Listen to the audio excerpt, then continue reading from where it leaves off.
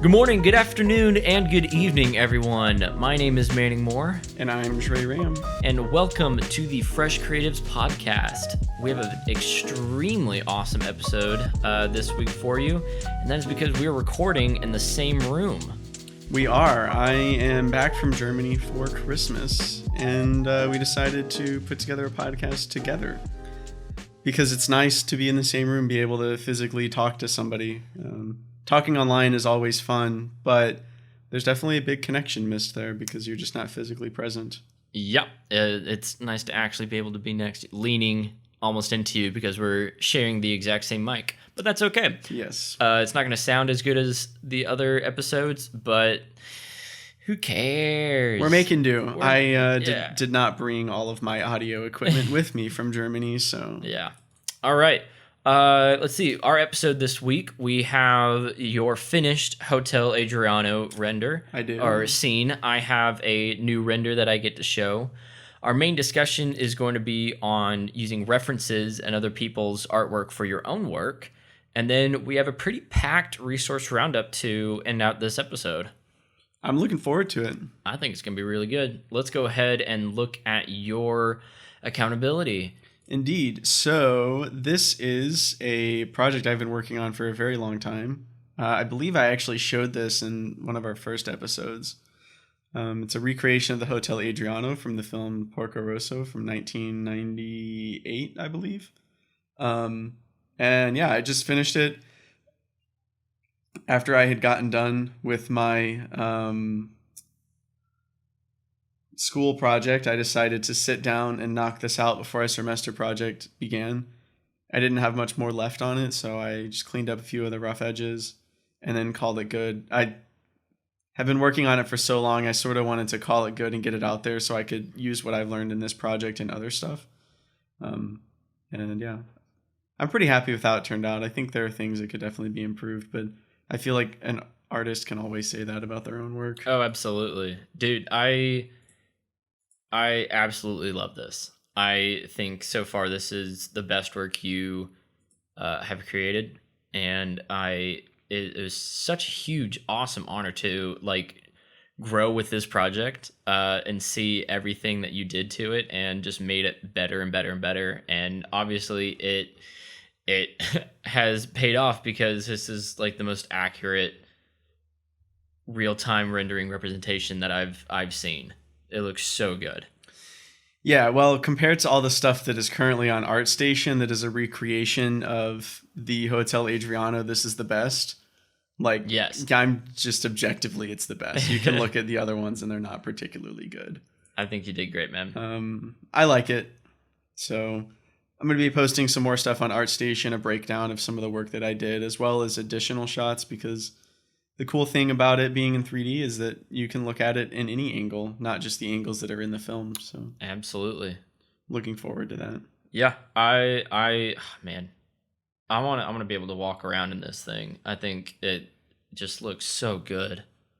One goal I sort of had with it early on in the process was to make it playable and like a downloadable demo. Yeah.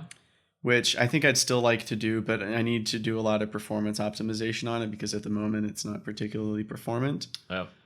Just the number of draw calls and stuff is kind of high, which is fine if you're just doing photos, but if you wanted to release it as a playable demo, that's definitely not okay. Yeah. Well, regardless, looks amazing. Very well done. Very impressive. Thank you very much. What do you have for us, Manning? I have a new render. This is my render. It is, just kind of a in the meadow scene with just a big old space station right in the middle. I mean, the idea of it just kind of stemmed from all the basic renders that you see on Instagram, space mixed with nature, and boom, there you go. But I hadn't done a render in a very long time, and I wanted to do something that I knew I could do, can make it look pretty good, and this is the thing that I came up with the amount of time I had. Yeah. I mean, I think it looks really great. Yeah. Colors are awesome. The sky looks beautiful. Clouds, the trees look amazing. Thank you. Yeah, something that I always do, which I recommend doing if you want to do compositing, is rendering out passes and then compositing it back together in Fusion or Nuke or After Effects, because it gives you it gives you a whole bunch of ways to tweak and post, which is awesome.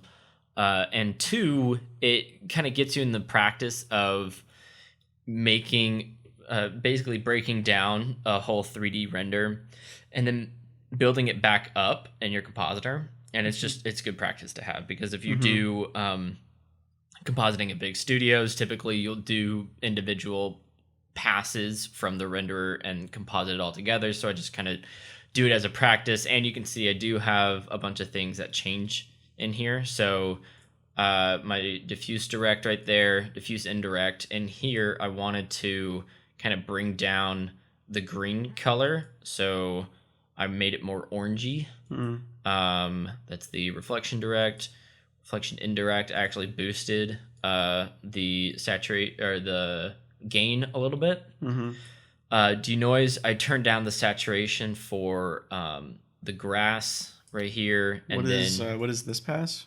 This is the remainder pass. This is specific to Octane. Basically, it's what's left over that isn't in the main coloring stuff. Things like ambient occlusion, subsurface scattering, stuff like that. Yeah, it's the subsurface scattering for sure. I don't think it does. Maybe it does AO in this. I'm not actually sure. It's got to bake it in somewhere. Yeah. You don't have a realistic render without ambient occlusion. No, some level of it. Yeah. It's probably baked more into the diffuse, I would guess. Maybe so. I don't remember how Octane does it. Octane's a weird renderer, but it's great. I mean, it looks good. I brought down the saturation of the greens, increased the orangeness of the trees, and then this was just for an alpha, and then merging the background. And that's just kind of what you do. And I did that all while looking at my show LUT. This was the LUT that I chose as kind of the final grade look. And then I went back and did all of the color adjusting. It's just, I do that at work. We have a show LUT that we edit to that the client provides. And then we just kind of work backwards from it to match. So that's kind of what I did here. Final adjustments and then rendered it out. And then I did small tweaks in Photoshop, adding some grain, adding a little bit of chromatic aberration, and that's what I did for this project. It was really fun. Looks awesome. I love these sort of small renders, honestly. Sometimes I wish it was something you could do more in game development, but games definitely feel like larger projects because they're a real-time environment. Yeah. Which means that there's a lot more considerations you have to put into what you're creating. For sure. Yeah. Well, glad you like it. Yeah, they're fun little projects to kind of kickstart creative ideas in a way. And that's always really nice. I always like doing that. I started playing around with rendering out some like small Lego scenes. Yeah. And yeah, I don't have them anywhere at the moment because I've been experimenting with them. When you put it up in our Discord, I have. Can I pull that up? Yeah, if you want to. Okay. I'm not sure how far up they are. They weren't too far.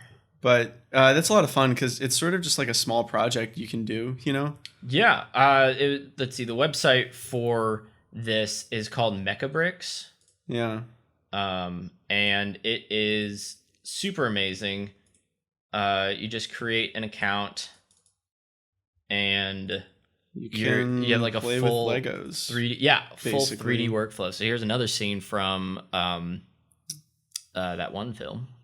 Do you not know the film, Manning? I do know the film. I forgot the name. I'm waiting. Spirited Away. There we go. There you go. Yeah, which is cool. It is a super cool film. I mean, the render. Well, the little 3D Lego scene. That's pretty cool. So it's fun. I mean, it's it's you don't have to worry about it's much easier, right? Yeah. Less considerations to have, and sometimes that's nice because I find for me creativity flows a lot when I'm not worried too much about the restrictions or what's happening, and you can just focus on the creating. Yeah. I like the lens distortion you added to it. Yes. Cool. Yeah. I noticed that. I think the grain's a little extreme, but Yeah. I need to do some more with that. I've been working on a material in Blender as a template. Very nice. So I need to continue doing some work on that to try and refine it and make it a little better for rendering. I like Blender. Blender's cool. Okay, let's go ahead and dive into our discussion today, which is using references and other people's artwork in your own work. Trey, I know you struggle with this.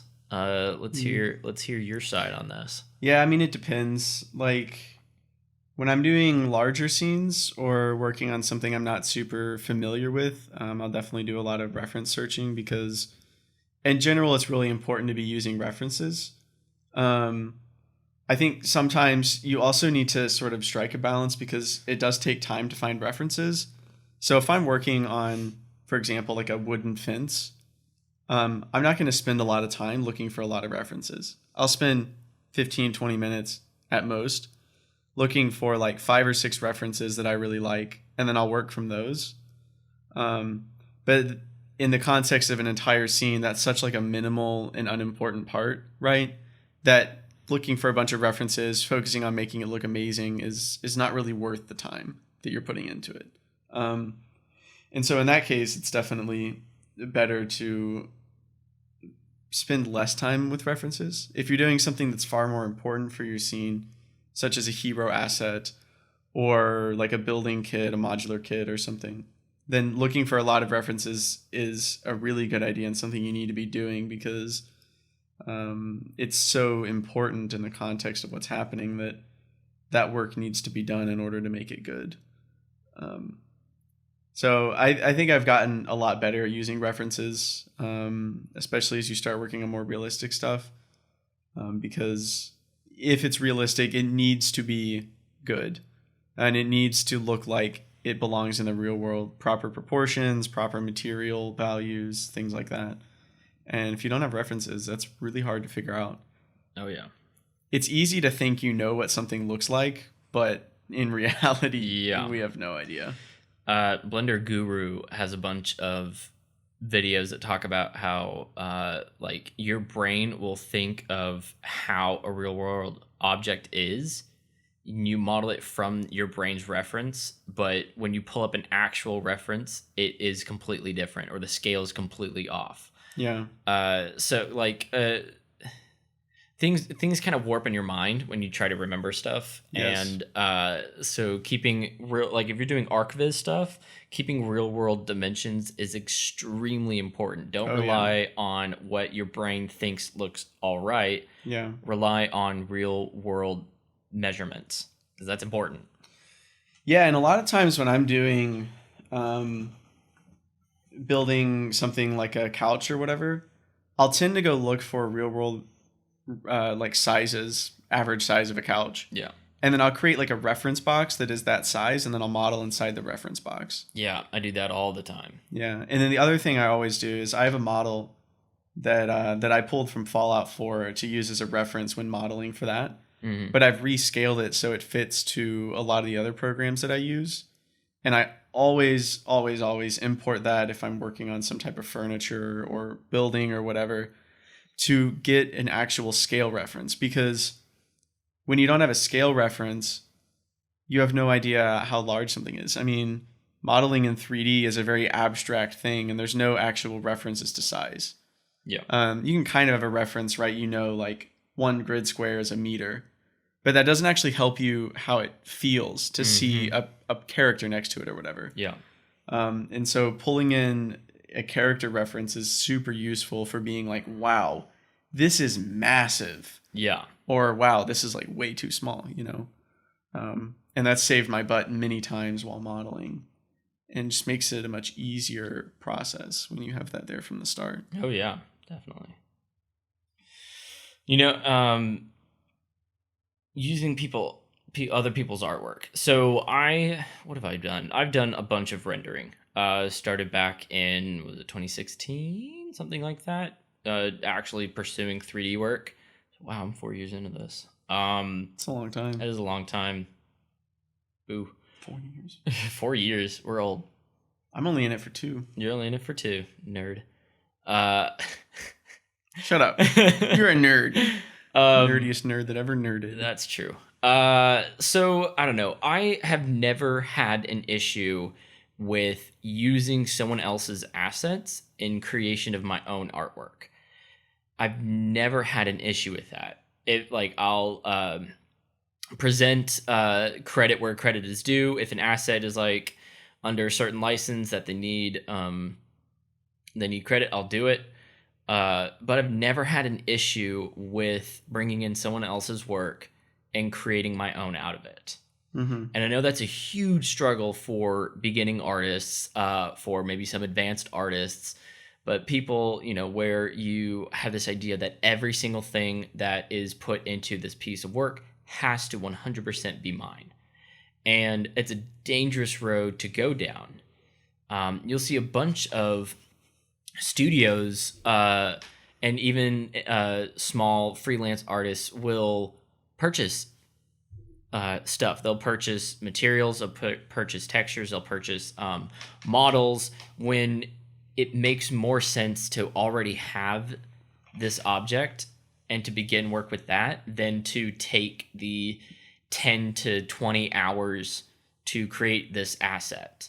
Yep.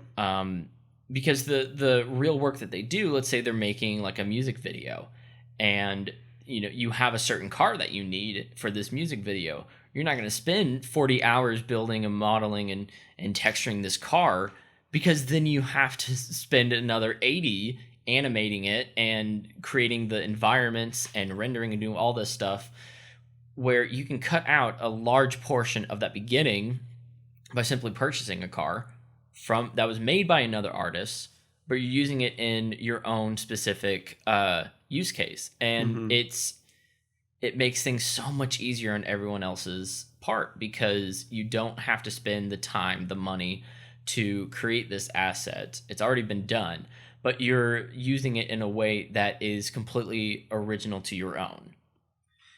Yeah, and that's such an important skill. And I think the way I think about this is it depends. Let's say I'm creating something for my portfolio, right? Mm-hmm. Whether or not I use something, I now try to judge on what the purpose of the piece is. So let's say my piece, Hotel Adriano piece, is about me creating an environment, right? Mm-hmm. And me trying to show I have the skills to be an environment artist, which is what I want to do. Yep. If I'm doing that, it would be a bad idea for me to find a modular kit of a building and put that together, right? Because then the main focus of my scene was not created by me. It was created by somebody else. But for example, the sky in that scene is just from an asset pack, and the post-processing is from an asset pack, right? Like, these things are not important to the overall scene, right? And so I think you have to think about that, right? If you're doing renders, your renders are much more about the composition, art, color, not necessarily about the assets, right? So it's cool to be using that. Or if you're a compositor, right, and you're trying to show you can composite, then just freaking composite something. It doesn't matter if it's your footage or not. Right. You have these people that are actually really good at what they're doing and creating stuff, and it's not worth it to waste the time sometimes to create that stuff. Yeah. Which gets down to, and this is a really big thing in game development, like, you have to figure out what's worth it to spend time on and what's not. Oh, yeah. Because some stuff is not worth it to spend time on. Yeah. And time is money, especially if you're being paid to do this stuff. You need to be able to do it efficiently and find the best way to do it. Yeah. Time is money. A practice that I've enjoyed doing is you take an asset, and I think it's not a good idea to take an asset and just use it as it is. Right. That makes it look really generic. So I've learned this with Fallout modding and one of the guys that I work with there, but like, there is a skill to taking assets and then finding new ways to use them, right? Oh, yeah. So one practice we do is, Bethesda already created a ton of textures and materials for their game, right? So if we create new models, we always make it a practice to use textures that are already in the game. This makes the assets more stylistically consistent with the game, right? But it also saves us a ton of work. Yeah. And so it's a good practice, right? Like you have to look at things not for what they are or how they've been used, but how they could be used and how you could modify them to make them work better. Yeah. And this is a great skill that I've been trying to improve recently. Yeah. Yeah. It's almost in a way, it's how do you manage, it's a way to manage your time better. Yeah. So the skill comes from what can you recognize in the work that you have to do that can be done by purchasing something. Yeah. Or finding something free. Yeah. What time doesn't need to be spent making it yourself and can still, you can call this overall piece yours. Yeah. Because you can I don't know, you can, what's a good, okay. So actually, I think it was yesterday, I saw a post by one of my favorite CG directors and artists. His name is Sava Zivkovic, I think. And I'm so sorry for mispronouncing it. I am very American. Sava Zivkovic, I think. And he had made back, I don't know, a couple of years ago, a short film that was based off of a Star Wars teaser idea. Basically, it was like a bounty hunter thing, and it was like a quick 1 minute piece. But it was really good. It was cool. It was stylized, very dark, gritty, almost like how you would expect a rated R bounty hunter movie trailer to look like. Mm-hmm. And I found out that there is a Warhammer short film group that their teaser trailer was pretty much ripped directly from that Star Wars short film, shot for shot, which is really bad. Okay, it's one thing to look at what Sava did for his work, copy it, and use that as a learning experience, right? You're learning how he lit this scene. You're learning how he textured these models. You're learning how he did these models, how he animated the camera and the objects in the scene. It's one thing to do that for learning experience, but when you build a project around someone else's work and then advertise for people to pay you based off of the work that you stole from this other artist, that's where the line is drawn. That is where a harsh line needs to be drawn, because you're benefiting off of someone else's ideas monetarily without giving any credit to another artist for their work. And I'll show you Sava's work and then this Warhammer short films work. It's and he was pretty upset when he talked about it, and I think that's very fair. There is a definite line that you do not cross when you are taking art from someone else. Mm-hmm. And the line is, if you are benefiting from it, not just in a learning and creative way, but a financial way, monetarily, you're benefiting from it, and you're giving no credit to where the original work came from, you cannot do that. You cannot do that. That is not okay. Yeah, I agree. When it comes to giving credit, I tend to err on the side of caution. Oh, yeah. And kind of over-crediting rather than under-crediting. Because, one, it's good to let people know what you can actually do. Yes. So that they don't get a false understanding of your skills. But it's also a respect thing, right? Like, if I do something, I want people to credit me. Yeah. And if I don't credit people, I should not expect people to credit me. So if I want people to extend the same respect to me as I extend to them, I need to be doing it, Absolutely. Yeah, I early part of my YouTube channel was creating breakdowns of my renders. And I would see on Instagram people would create the renders and they would post it and they wouldn't give me credit. And the issue I have there is I have put out a learning tool for people, right? I go through steps to create this render. Mm-hmm. And if you're creating something directly based off of my learning resource that I have given out, you need to credit that, because other people are going to look at it and want to make it you know, this might be tooting my own horn and I get that, but other people are going to look at it, think, oh, you made that from something. Where can I find this resource? And then you look and they say, oh, you get it here. I've had to ask multiple people, hey, can you credit me on this work? Because I made this. This is directly taken from work that I've done and that I've spent time on breaking down and making a digestible resource for other people. Can you please credit me on this? And in the beginning, I felt really bad because it's weird to ask people, hey, can you put my name there? Because I made that.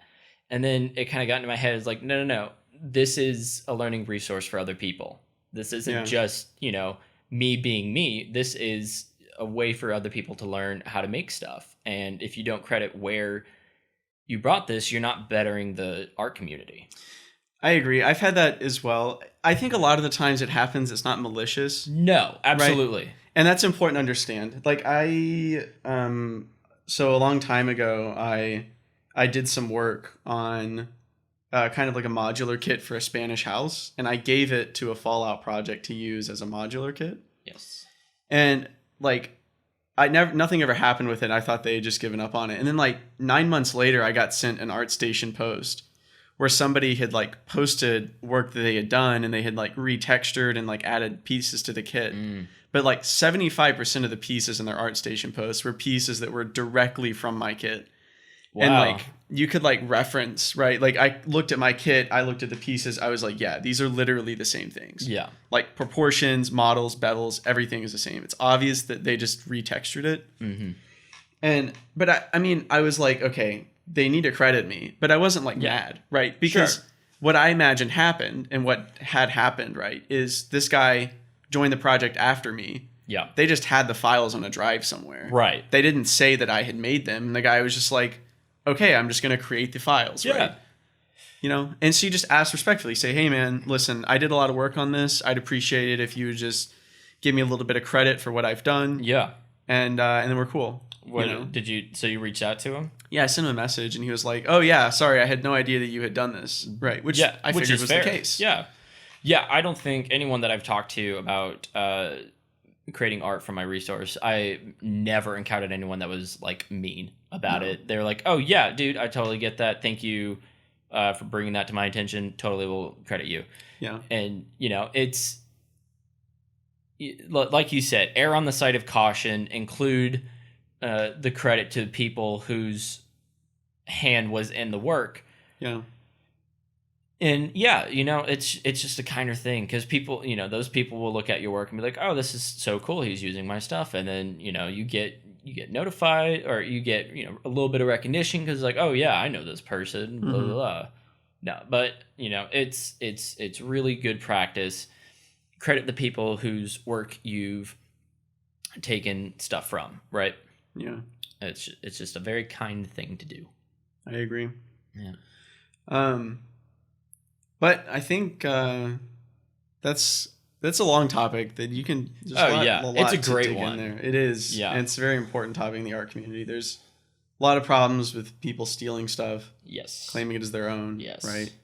And then also people being afraid of using other people's artwork, using assets that are out there to be used. Yeah. So, you know, don't be afraid to use an asset in your artwork.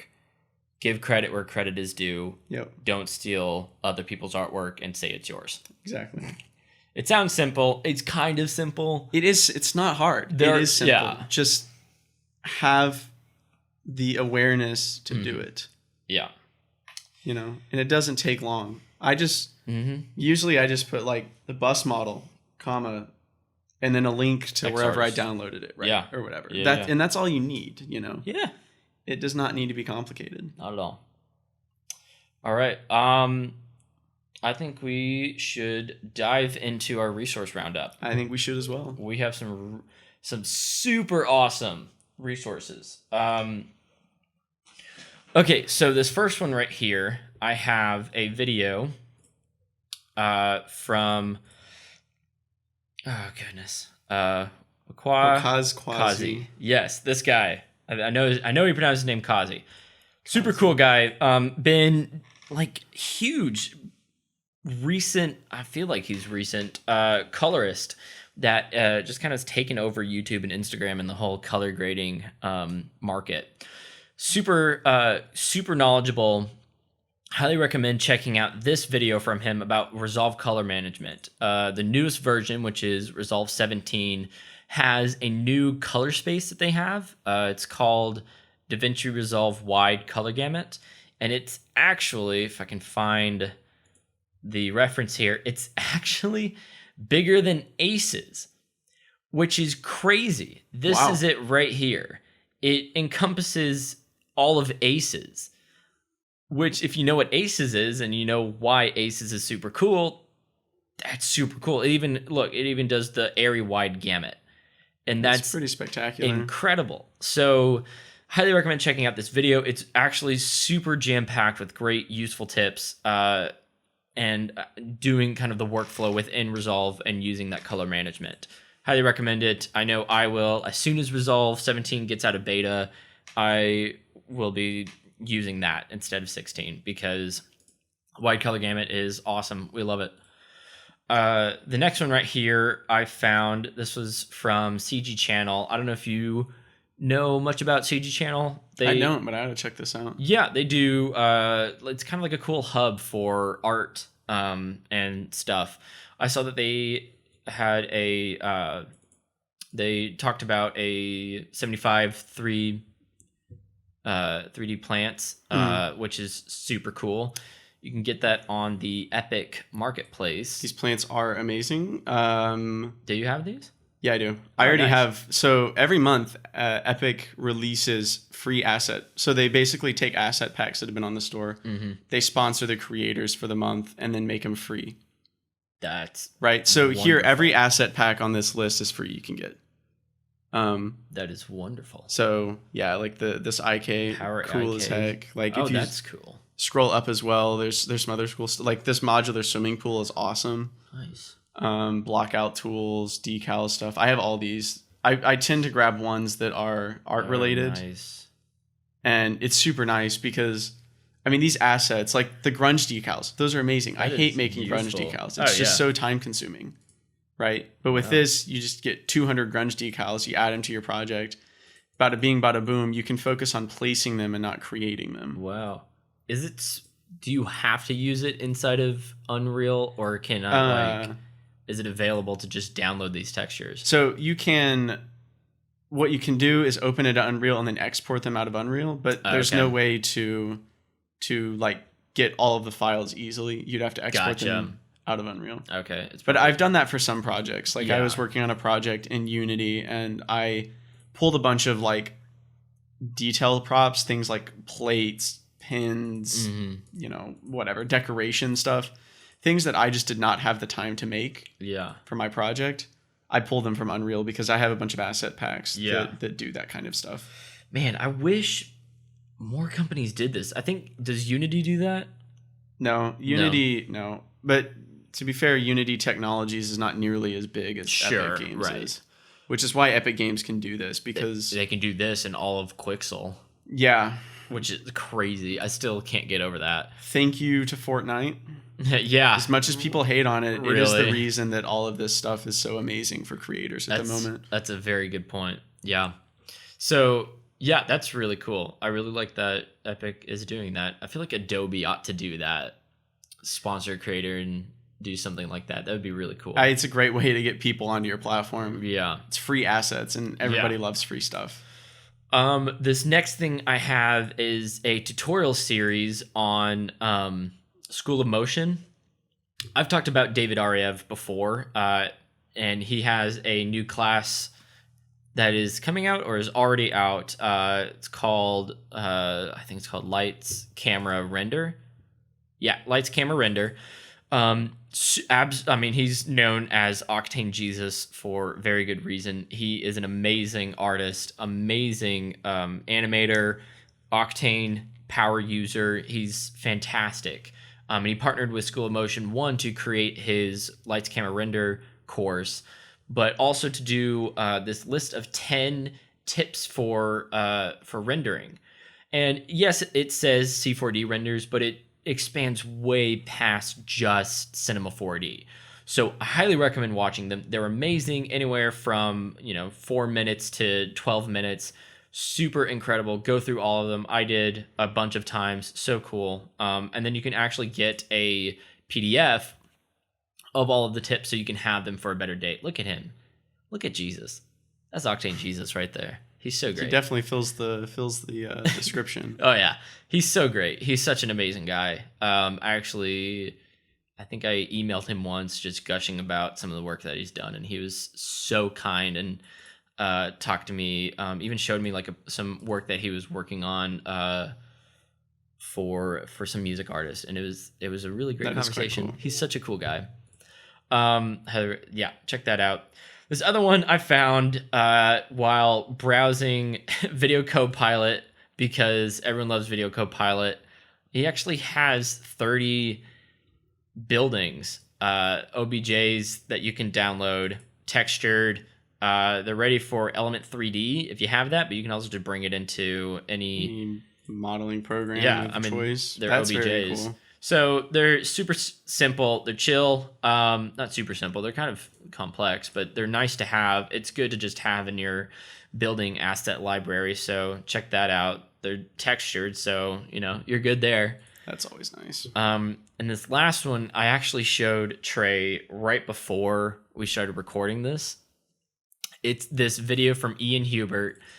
If any video on YouTube can have as much of an impact as anyone else, or it's like this. Okay, this video right here is amazing for Blender and visual effects. Okay, yes. It is, every single second is jam-packed with so much information. You're gonna have to pause, rewind, watch it like 7, 8, 9 times because it is so incredibly amazing. So amazing. I highly recommend watching this because it's more than just Blender. I mean, even afterwards, Trey was like, this makes me want to do visual effects. Yeah, it's a bunch of cool tips that basically what he's doing here, he's running through processes to make things easy for stuff that seems very difficult to do, right? And makes it very accessible to somebody that might be trying to learn this, and you're learning a lot of great tips along the way to make things easier for yourself.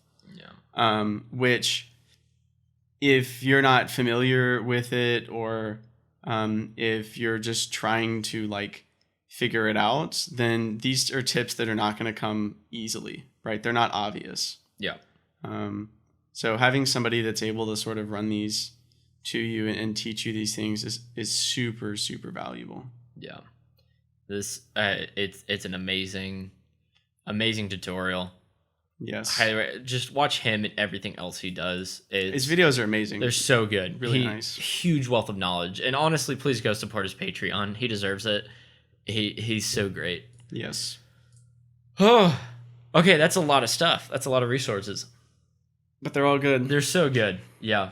I really want to appreciate Trey for coming back to the States. It's so good to have him here just as a friend and colleague and podcast co-host.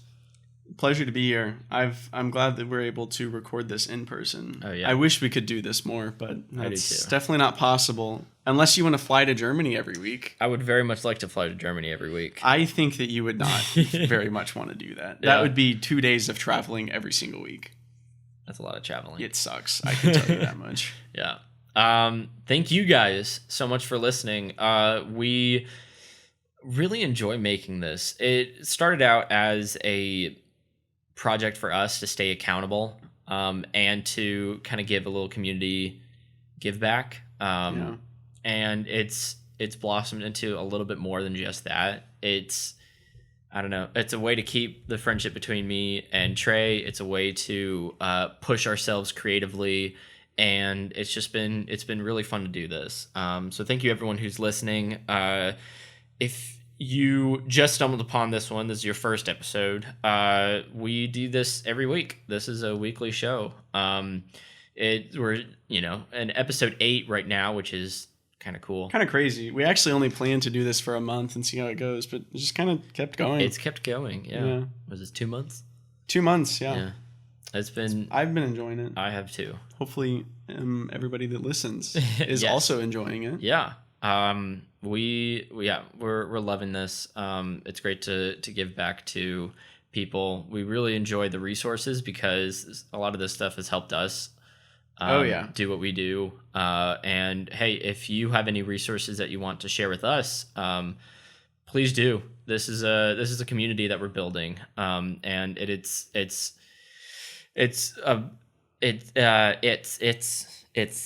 thing that we enjoy. Yeah. So thank you guys so much for listening. If you want to, please subscribe. Like we said, this is a weekly show. Give out some really awesome notes, great discussion. Please join our community that we're building here. You can like this video if you want. Share it to other people. Only if you liked it. Only if you liked it. If you didn't, you don't have to. Yeah, I think that's just about it. Yeah. It's all for me. Awesome. Well, good morning, good afternoon, good evening, and goodbye.